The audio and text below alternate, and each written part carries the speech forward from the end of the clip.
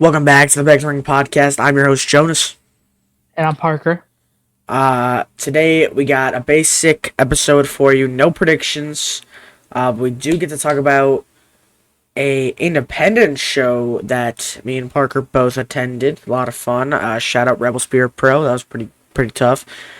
But before we get to that, we got to talk about the mainstream stuff, the stuff that hopefully you guys all see on a weekly basis. So, without further ado, Parker, we are starting off with Raw from September 1st. The show started with Jey Uso with a lively entrance. When he enters the ring, the crowd chants for another round of his entrance theme. Jey says, honestly, at this point, his ribs are hurting and cannot go on for another round of yeeting. LA Knight then comes out on an opposing side of things and blames Uso for Seth's retention at Clash in Paris. He talks about the fact that they could have all put Seth through a table on the outside, but then Jey super kicked LA Knight in the face.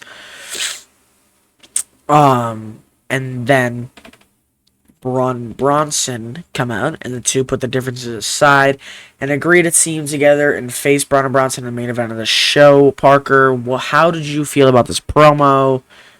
Yeah, I mean, that's really it.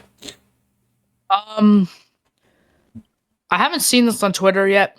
I don't think a lot of people are thinking of it, but I think this is somewhat gonna start teasing a heel crash out Jey.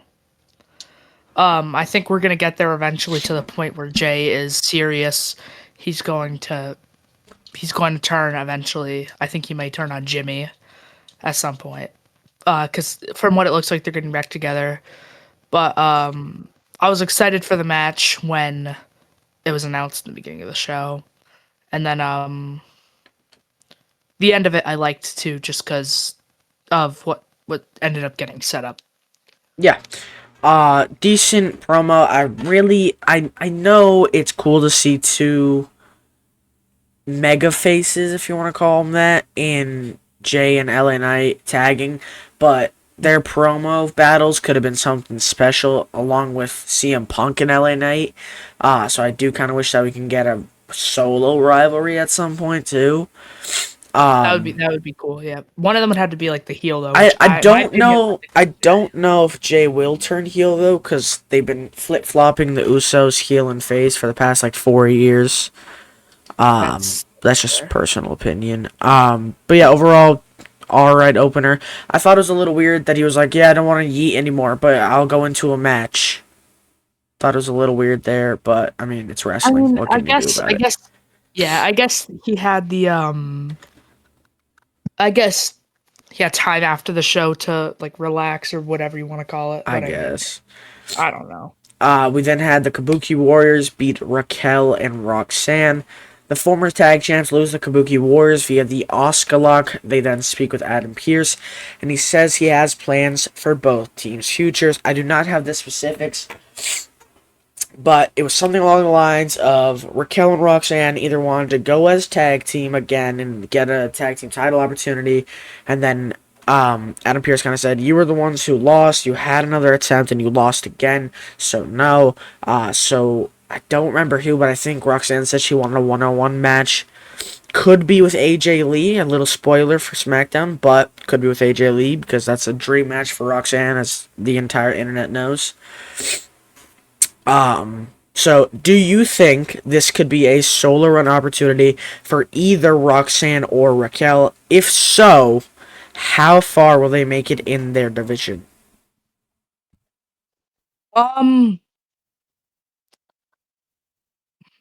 So I feel like I don't really know. I didn't think much of this. But I don't really see them.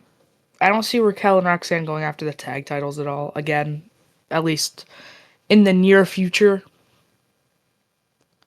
Just because they're mainly on Raw now, because as the tag champs they were on, could be on every brand, but I mean now they're mainly on Raw. Don't see them going for the tag titles mainly. In my opinion, realistically.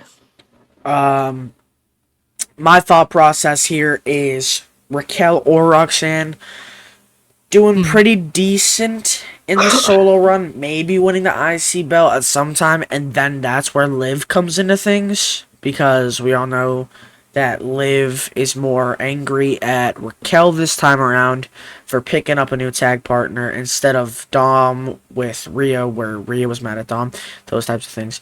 Um, so I just think that could be a thing, but it also could just be that Liv returns randomly and Raquel doesn't know how to feel because she, has a tag partner right now that she's been working with for a while in Roxanne Perez and might not be used to working with Liv anymore. But then again, I don't know.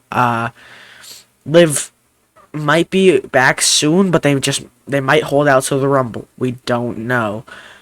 I Um, hope not, but at the yeah. same And time, I hope. another question for you, Parker. Will this momentum continue to build and gain the Kabuki Warriors a tag team title opportunity, in your opinion? Um, I mean, I don't think so because I did see something about Asuka and Rhea having a potential feud in the future. So I really, unless unless Rhea and Io team up, and Asuka and Kyrie go, team up against them, which I don't really see happening just yet. I feel like that they're not gonna get a tag title opportunity at least until Asuka's done with the whole Rhea and Io, Io helping Rhea and her getting mad or whatever. It's been so funny because they've really built the face EO in a way and kind of heel Asuka, because they'll start arguing with Kyrie in the middle of things, and Kyrie will just kind of sit there and she won't know what to do, and then you'll just hear from out of nowhere, you'll hear Asuka go, Kyrie, and then she runs off screen. So that's Yeah, pretty. I mean, it's kind I of. like that. That's I funny. saw people say it's like an AEW storyline in WWE, which I thought was pretty funny. Um, but I don't know. I think this has potential to be a great storyline. Great matches too. Um, with whatever happens, whether it is Asuka and Io just straight up 1-on-1. If Io wins the world championship, it could be Asuka and then eventually Kyrie. I don't know. We could have a thing where We'll get into it later. Kyrie turns on Io just like Asuka did, kind of in a way. You know what I mean? But yeah, what do you think is gonna happen later on outside of tag titles? Per per maybe I know it's early. It's only September. I think if they what? What? Okay. I think that I know it's early because it's only September, but I feel like I don't what did you? I'm so confused. What you want? because I'm waiting to see if you're predicting what I think you're predicting. If they can play the storyline right, I feel like Io and Asuka could fight at Mania for the world title. I thought so. Is your thought process that Io wins at WrestlePalooza and then Asuka wins the Rumble or That's Chamber? so I didn't really think out the whole Just in how it general, you goes think it's gonna down. happen? Just in general, I think it could happen. Personally, I kind of want Steph to win at WrestlePalooza. I know, kind of like, you know, kind of jumping forward, but I'm just saying, I feel like Steph should win. Io wins again eventually, and then Asuka wins the Rumble. Maybe Io wins it at the Rumble, just to kind of you know what I'm saying. But that's just a prediction, depending on how they start to build out the storyline. I mean, it's so possible. I mean, this is the same time that they started the whole thing where Bailey was starting to feel like she was being neglected by Damage Control back at WrestleMania 40. So who knows? Um, but yeah, overall, good match, good tag teams, good storylines. Yeah. We then had Finn Balor versus Dragon Lee. A great match between two underutilized talents on the Raw roster. Balor picks up the win with help from JD, who distracted Dragon Lee, allowing Finn to regain control and hit the coup de grace. Um, I personally think they need to showcase Dragon Lee more often. He's had bangers of matches for the past 2 weeks with both JD and Finn. His freaking Liger bomb is disgusting. It was almost a driver when he hit it on JD 2 weeks ago. That was Um, I think he's so underrated. Let me tell you this. I don't think you know this. Dragon Lee retired Jushin Thunder Liger in the Tokyo Dome. what? Yeah. And I didn't know that. That's he is interesting. a glorified jobber on Raw, which is insane to think about. He's also like pretty sure he's a AAA main eventer, Triple Mania main eventer. I think I don't know how true that is, but I know he is accomplished in Mexico and Japan. Hmm. What do you think about the match? What do you think about the outcome? And I mean, I guess do you agree with me about Dragon Lee? I definitely agree with you about Dragon Lee. I thought the match was good. I feel like for who like the wrestlers were, I feel like they got a good amount of time for it too. But yeah, I totally agree with the whole Dragon Lee thing. He's definitely better than what they are booking him as. He could easily be in the mid card picture. Currently, I think his max right now is the mid card picture, but I swear I promise with practice he could 100% be a world title picture eventually. I don't know Yeah, how old he is. I don't know how like old he's getting. I'll look run it it, up. run it back with like a Eddie and Ray storyline, but this time it's like a junior version where obviously we know Dominic is the son of Yeah, Ray, he's only 30. but like think about it. We could have that again where we have the masked luchador versus the luchador who, I mean, he practically looks like Eddie. He fights like Eddie. He does Eddie's moves, Dominic. You can do Dragon Lee and Dominic, and that would be a great match. We already saw what it's capable of in multiple just TV matches. I think it could be great if they just give him a higher elevated program with a champion like Dominic who can make Dragon Lee look good but Mm. still retain the championship. You know what I mean? Yeah. We then had, as Twitter were calling them, the Smooth Operators defeat the New Day and Grayson Waller. In a hard-hitting trios match, the team of Penta and the War Raiders defeat the New Day and Grayson Waller after Penta hits the Mexican Destroyer onto Xavier Woods. Um, Pretty good match. There's nothing really crazy to say about it. It was a lot of stiff moves and high flying from the War Raiders, which is still so insane to see sometimes with their size. Don't know how long we're gonna have Grayson in the New Day. I don't know if it's just waiting for Austin to come back. But I do think Theory needs to come back soon before they forget about him completely and don't use him. Um, I think it's dumb what they did. I'll say it over and over again. They had this entire thing built with A-Town Down Under about to turn heel or turn face, whatever they were going to do. And then they do it in a backstage promo because they took too long and Theory gets injured. Um, but yeah, that's my thoughts, Parker. What you think about this match? Um, I thought it was good. I know what was it. This match you said you thought was really good. We were talking about it. We were talking about It Raw earlier, and was you the said there was women's one bad tag match. match that you thought Uh, was alright, and I liked it pretty much. but no, yeah, the War Raiders. Yeah, I like the match. Like you were saying with like them being able to do some top rope stuff. I just don't understand it. If me or you were to do that, we'd break our necks or our arms. It's just insane, especially because Ivar's had back surgery or whatever he had. Yeah, I mean, like Parker said, it was, I believe, neck surgery, which still insane. But yeah, pretty decent match from them. And then we had what could have been match of the night: Dominic Mysterio versus AJ Styles, which was ruined at the end thanks to El Grande Americano, who helped Dominic retain the IC title. Man, I'm getting tired of El Grande. I have a theory, alright? And not an Austin theory, sorry. But a theory. Okay, so let me cook for a second. Who are the suspected El Grandes? Work with me. Ludwig Kaiser, the main. Then the two randoms. The suspected are Pete Dunne and Tyler Bate. You agree, right? That's who you've seen the Yeah, most of. yeah. What Not do including the all? Chad Gable. Well, yeah, that one he's kind of gone. What do you? NXT UK. What do all of these guys have in common?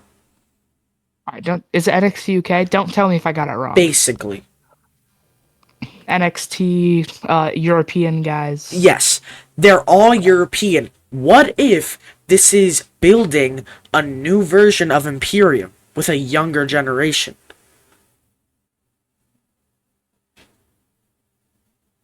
I can see that. Because it makes sense. They've been building Tyler Bate and Pete Dunne as tag team champions. They gave Tyler Bate the NXT UK title at like 23. And he said on multiple occasions that neither him or Pete Dunne are injured. They're just not being used. Mm. So that's why I think it's just Imperium 2.0. I don't know. What do you think?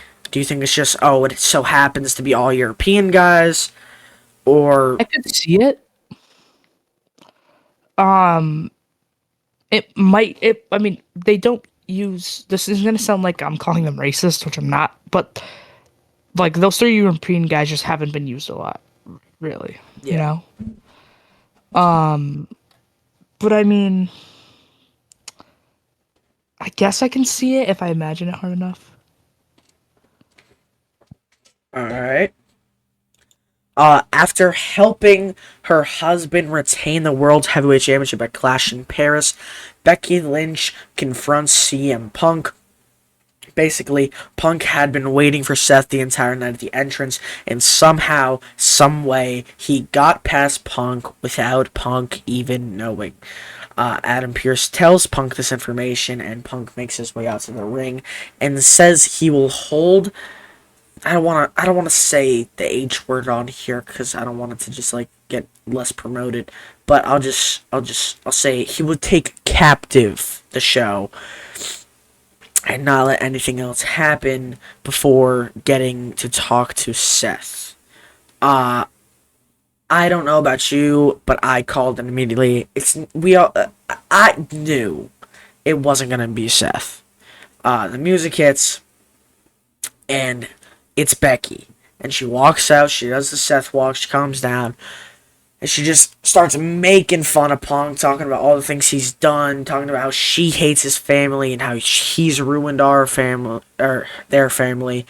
And Punk's like, I didn't bring any of you into this. You brought yourself into this. And then Seth comes out on the stage, and he's ready to go fight him. And then Becky starts blocking him.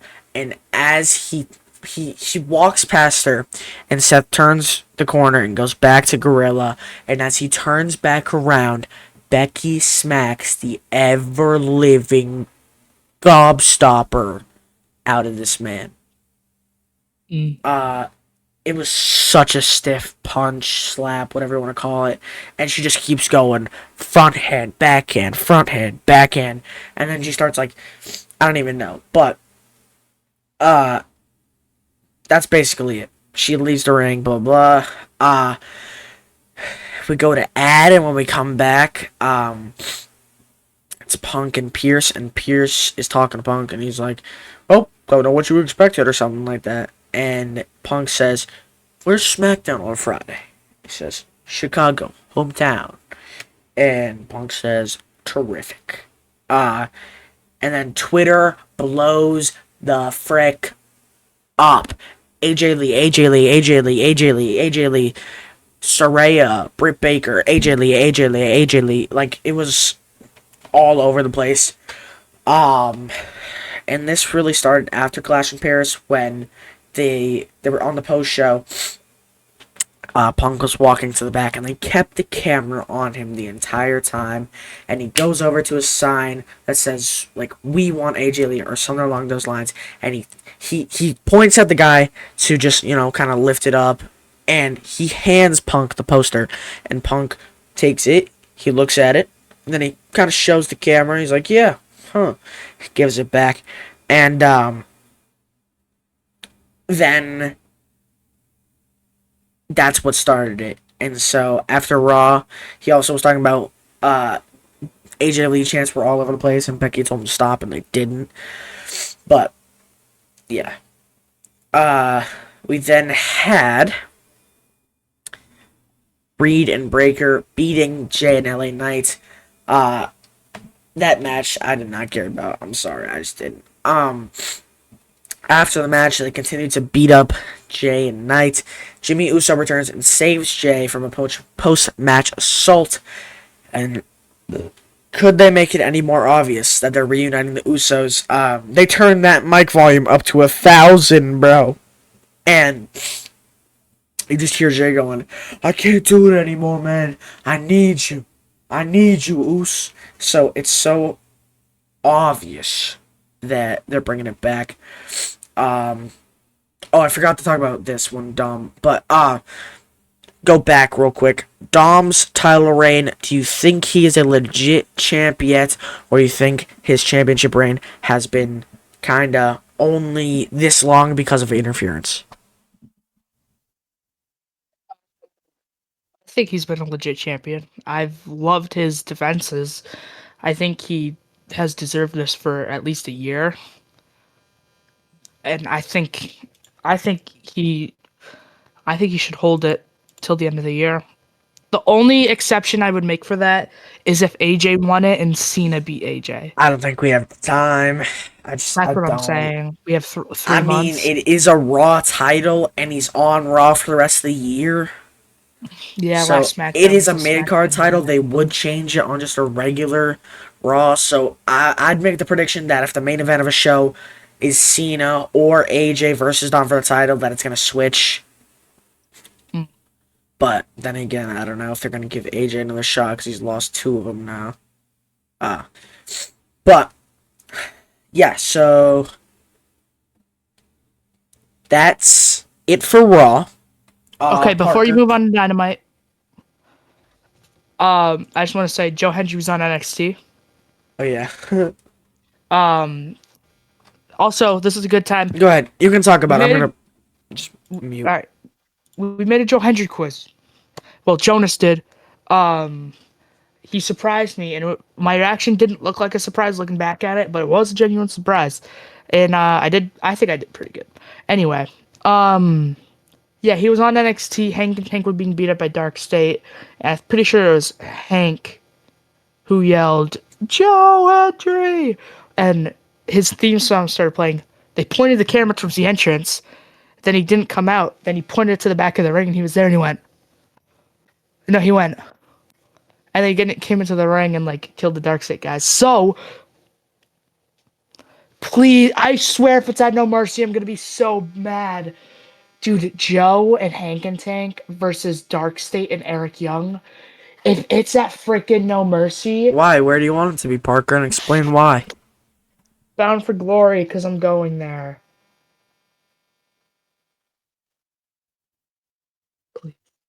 Just I'm gonna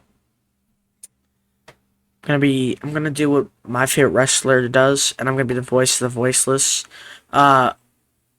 Will we be getting a vlog? Yeah, it's a pay-per-view. Well, yeah, it is a pay-per-view. I was gonna say PLE, but no, TNA pay-per-view. Yeah. Alright, so that's Raw. Hey, I think this version of the podcast is better. We're at 24 minutes. That's tough. But to be fair, we kind of just skip over Dynamite because we don't really cover it that much. Dynamite starts with Gabe Kidd and Darby brawling. Ends with Gabe Kidd in a body bag being dragged by a car. I saw a clip of that on Twitter. I was dying. We then had a TBS Championship match between Mercedes Moné, the champion, versus Alex Windsor. Great match, really back and forth throughout the entire thing. Alex Windsor literally basically made Mercedes tap, but didn't. With a shot, or no. she did tap, but it was on the outside. That's what it was, I think. So it doesn't count. Me and Parker and Alex were just playing 2K the other day. Um, Mercedes ultimately does retain via roll up, then rejects Alex's handshake, attacks her, and to save Alex is a returning Riho who we haven't seen in maybe 2 years, which is crazy. And they also made it official immediately that it will be Mercedes versus Rio at All Out. Parker, just talk about, I don't know, talk about Rio and Mercedes for a second while I pull up the All Out card so that way we can talk about the matches that got announced. I don't watch Dynamite, so I don't know why he gave me this job. I'll do this. The third and second to last questions on the Joe Hendry quiz makes me look like a geek, but I'm just saying, I watched that whole CVV episode, and I just knew what. Why wouldn't I know what freaking Hey, Rubble shout Song out was? CVV, bro. He has my dream job. I can't lie. Oh, for real, I would love to do that. If I interviewing wrestlers That's like the dream job for me. for freaking. Because honestly, this is starting me to realize, like, yo, maybe I should do interviews. Because We that's missed crazy. out on an Dude, that would have opportunity. been insane. We I don't gotta know why do it. Jaden brought it up right He after. should have brought it up early. Because we could have subtitled it if it was too. It's whatever. But we'll talk about that later after we get done with all the mainstream stuff. And don't let me forget before we go off Dynamite to talk about All Out because I didn't watch Collision, neither did you because we're both at the independent show. Mark Briscoe versus Lance Archer.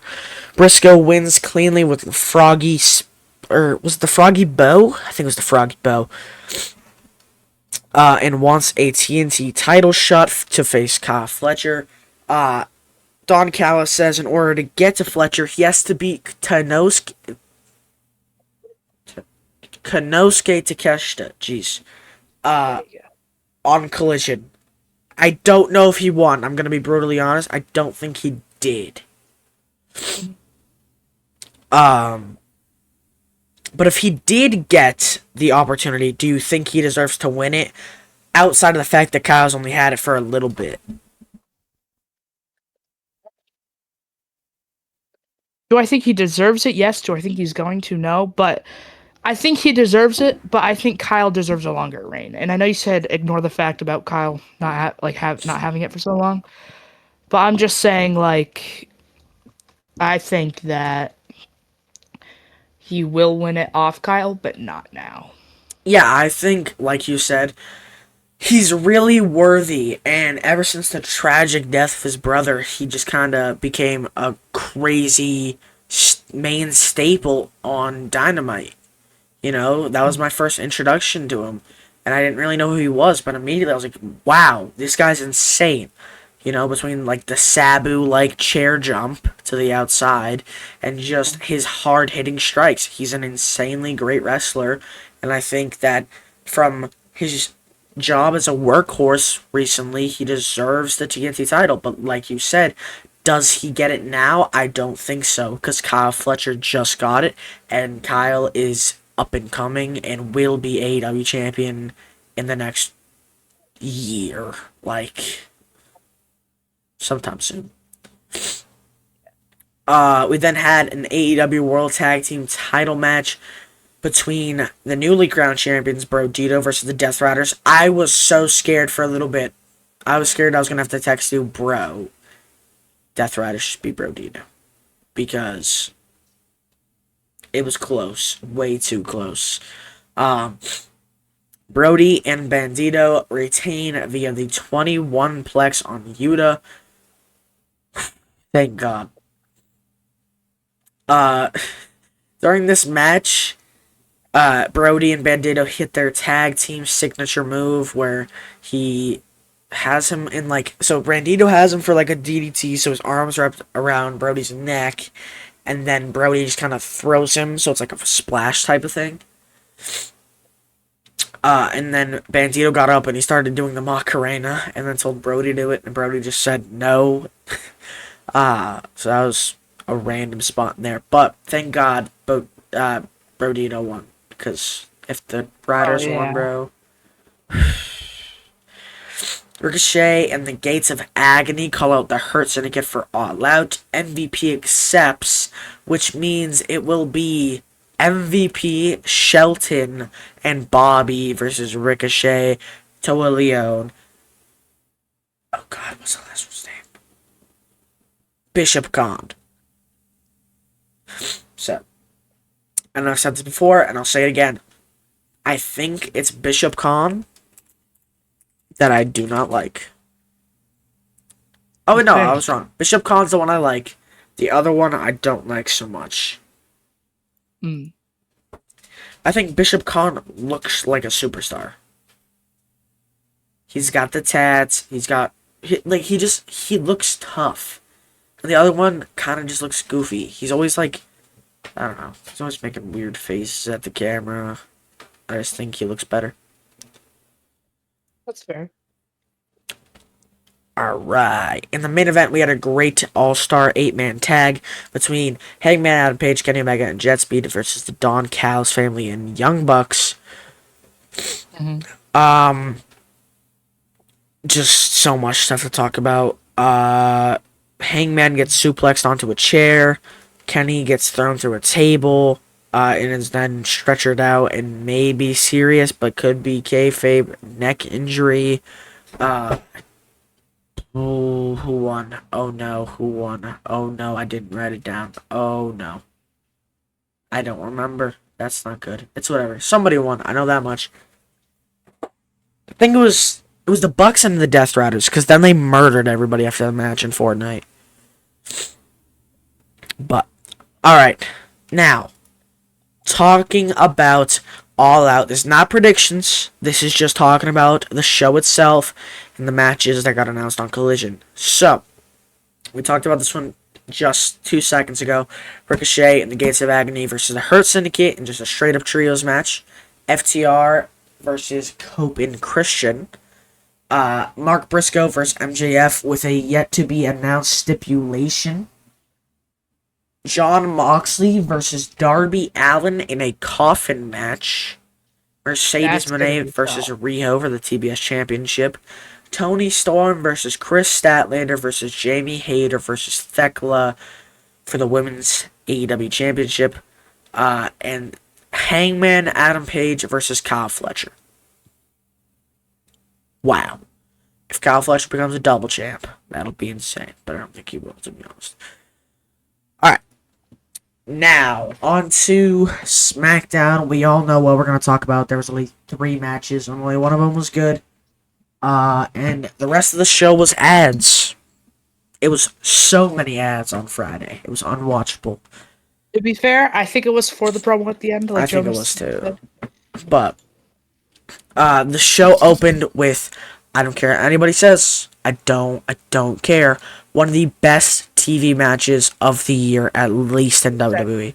Taking out pay-per-views, 100%. John Cena is in the ring. He's out there doing his last entrance, his last appearance on SmackDown for the rest of his career. It was so weird watching. Like, hearing me and I know Parker, you said you got goosebumps when you heard that on Twitter. And I was just like, dude, we're really getting to the end of this.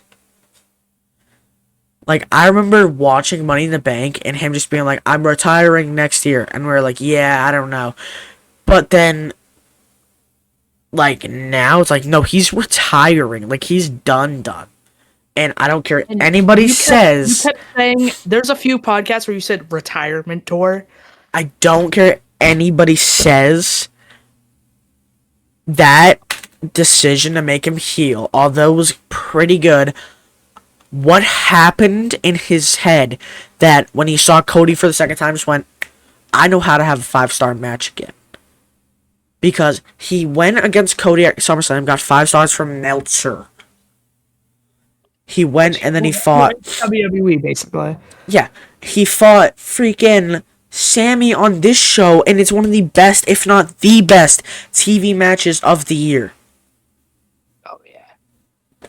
This will be in whatever we call them, the breakies, the brokies, the BTR awards for wrestling. Like, I don't care. The match was insane. The Brokies. The brokies is kind of crazy. Yeah, we should probably change that. But yeah, here we go. There's a lot to talk about. Me and Parker are gonna fight in a second. Okay, John Cena was cutting a promo about his last SmackDown for the rest of his career.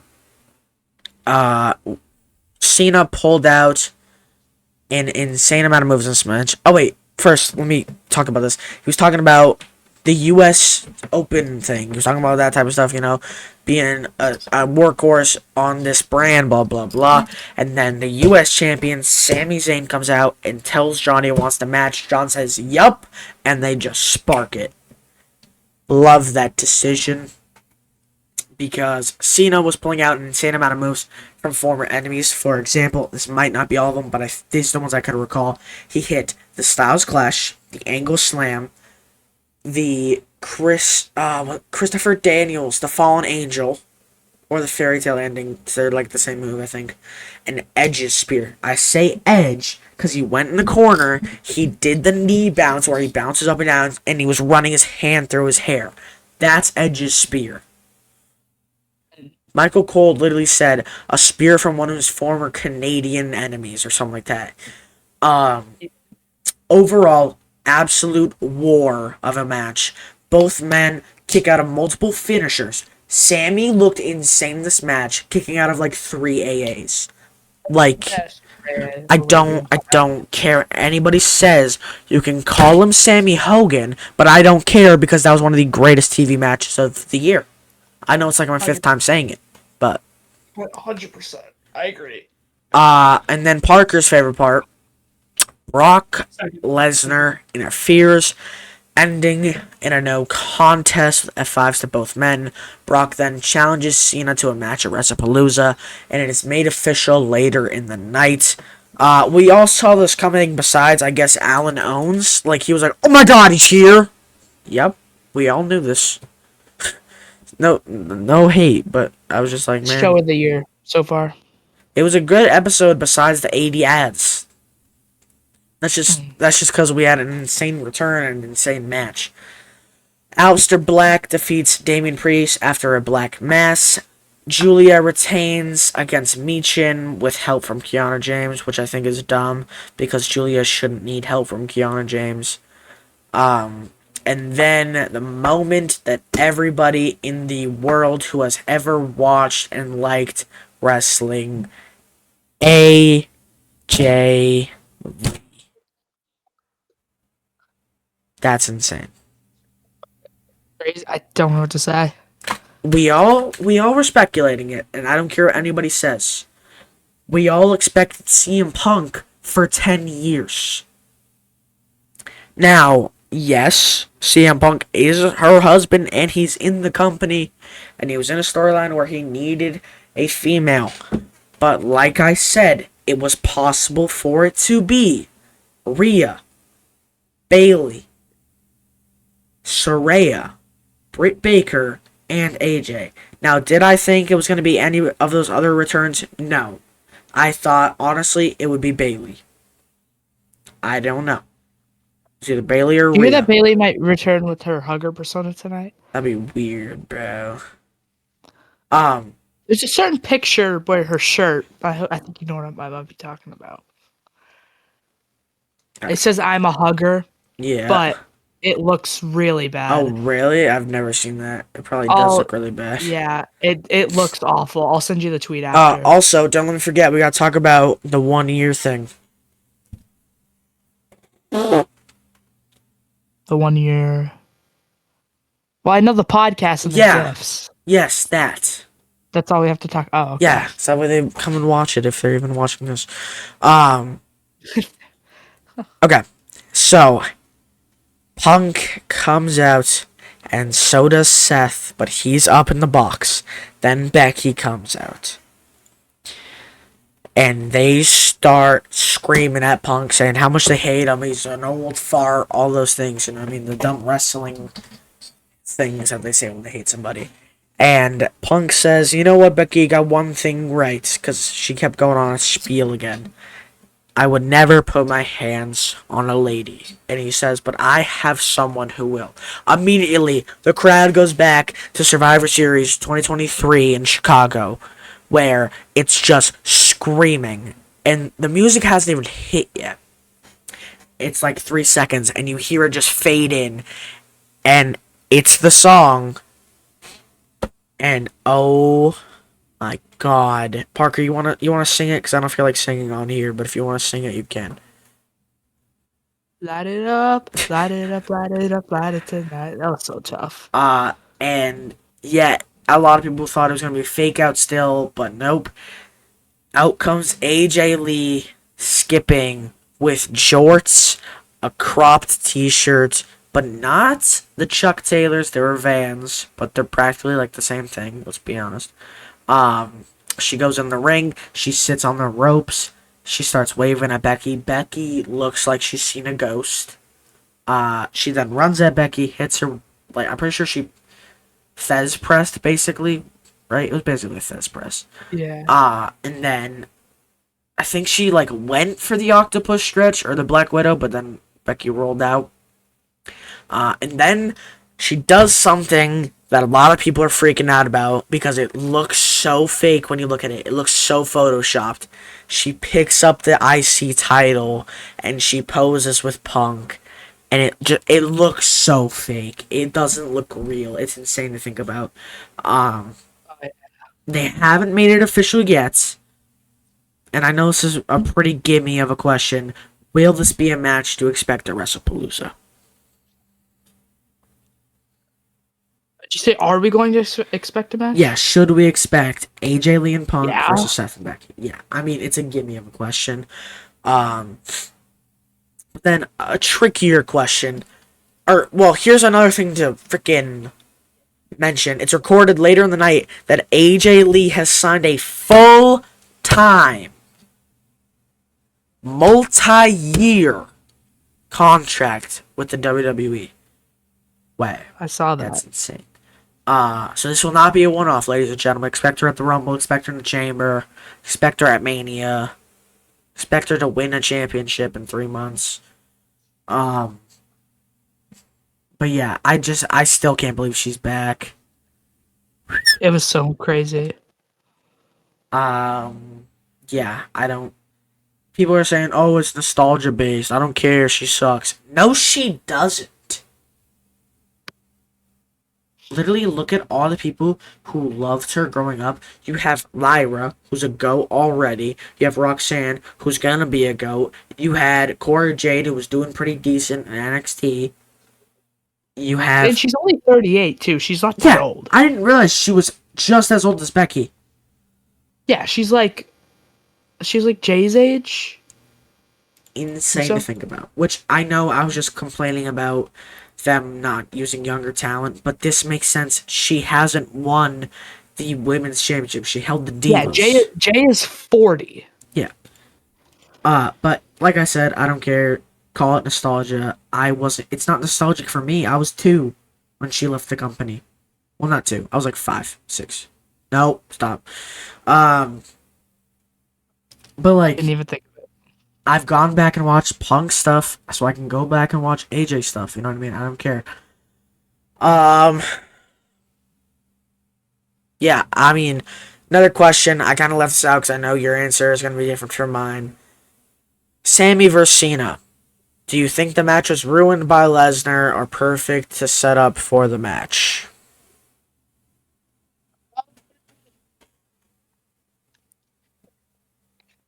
I feel like... So this is my thing. Do I think Cena should have won? No. But do I think Sammy should have won? No. Which I get. You see what I mean? Yeah, I get like, it. I know that, like, even if I just said no right away, it's gonna sound like, oh... No, because we were saying the same thing. We all knew it was going to happen. Because Sammy winning is crazy to think about. Because just, that's a overpowered U.S. champ. You know what I mean? Oh, yeah.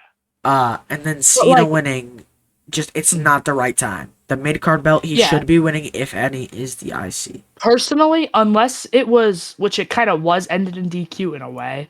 It did, yeah.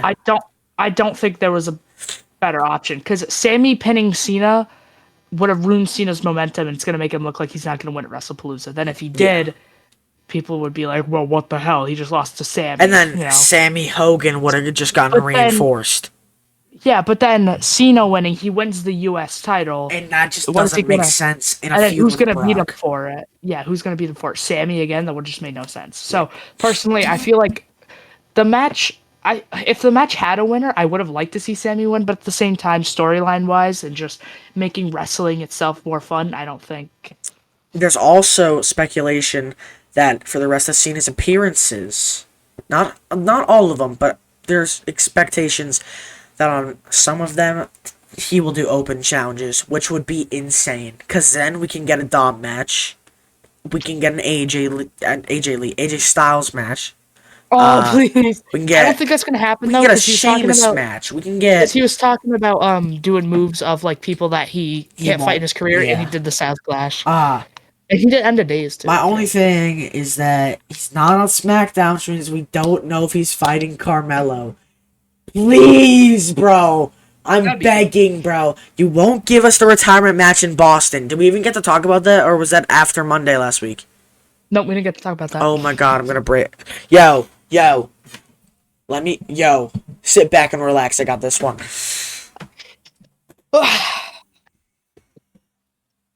You put John Cena's retirement match location in jeopardy, but you let Goldberg pick Atlanta, Georgia. Yeah, he's not as good. Who cares? It's John Cena. The man hasn't turned his back on the company ever. And you go and you say, but we're not going to give you the match in Boston. No. And yeah, I'm biased. I don't care. I'm so biased. But I just don't care. It doesn't make sense to be in Washington, D.C. unless he's running for president. I don't care anybody says. People think Trump is gonna be there. Dude, I saw the most insane tweet. Cena's gonna win, and they're gonna pan. It's gonna be Vince, Trump, and JD Vance. If that happens, that'll be the most insane clip in all of wrestling history. Twitter would go nuts. I don't know what to say about it. I think it's so dumb that they left bidding for Cena's retirement match. Like, and we all know why. It's TKO. And this is the one thing, and don't kill me for this. I know you won't. But just don't kill me for this if this somehow goes viral. Okay, ready? If you don't like it, just skip 10 seconds. This is the one thing that Vince would have done right. I don't disagree. He would have given the match to be in Boston. And again, call me biased, cause I am. Like, I don't care. I have to pee. We're almost done. But I don't care. I'm biased, yes. It should be in Boston. I don't care what anybody says. Alright, Rebel Spirit. Rebel Spirit Pro. Wow. Just awesome. Wow. God, I feel like you should talk about it. You had way more interaction. Alright, I'll talk about it. So, first thing I want to mention, A-Game versus... Wait, no, that's my spot. That's my spot, yo. You gotta talk about Travis Jacobs. Okay, so first match. A guy named Travis Jacobs versus... Oh my God, AEW just posted Will Ospreay versus Pac. Who was it? Travis Jacobs versus... Oh, his name was Jason something. Oh, yeah, I remember. His name was Jason. But they had a match, and me being the loud kid I am, I was just screaming at him. I was like, you suck. And there's supposed to be like a PG, so he kind of like hit his finger from the kids and like flipped me off. Well, there was more to it just than that. There's more than just that, but I kept yelling, you suck. And he was he the one that said, this is for you, kid? No, that was prime time. But no, So the funniest thing is he's in the corner, and his whole thing is that he's got chains, and he puts him in the corner, and Parker goes, "What, are you gonna cheat with those?" He's, what? no. And he actually didn't, which I was surprised. But after the match, he lost and he rolled out of the ring and he came over to the barricade and pushed me. It's so funny. That was funny. And then afterward, they're all walking around because it's an independent show. They walk around the ring. I got pictures like everybody. Literally and I see everybody. Him and a guy named Primetime. The two guys was heckling the most. I don't know if that's his name, but that was like his thing. I came up to him and I was like, oh my god, I'm so sorry. And he looked at me like, and then we took a picture and his neck muscles were popping. He was staring you down. What do you think about the A-game match? We're not getting there yet. We got it. All right, are we done talking about it? I'm looking at WWE's Twitter real quick to make sure I'm not missing anything. Can I pee? Go quick. Oh, sorry. It was Wrestle Feeders, and it said that freaking Liv's reportedly there. But it's not. Oh, can we go quick? Just making sure we're not missing anything. I'm gonna go now. No, we gotta do this. Alright. That is it for today's podcast, but we gotta do our tradition. Also, Stash Club stole this, but I don't care, because they inspired this entire thing. They can take whatever they want from us. Parker, who is your wrestler of the week? Travis Jacobs. And my Just new kidding. thing, I'll give it to A-game. My new thing is match of the week. And my match of the week is A-Game Alexander versus Seabass Finn. Yo. Seabass Finn trained at New Japan. That's why he's an insane technician. Oh, yeah. But yeah, that's my match of the week. Insane. It was funny. He was sitting in the... Seabass had, like, taken a nasty hit. Also, A-Game hit a freaking jumping knee into the corner so high, he fell out of the ring. That was bad. And also, Jaden yelled real graps. Yeah. Jonas's brother yelled real graps, and Seabass Finn looked back at him. Like, this is real. He was like, he was dying. Like, this is real graps. But yeah, go follow them on Twitter. Go freaking follow Rebel Spirit and DM them. Say you should have Jonas vs. Parker main event your next show. But we didn't record a vlog for that. But we will see you in the next one. Goodbye.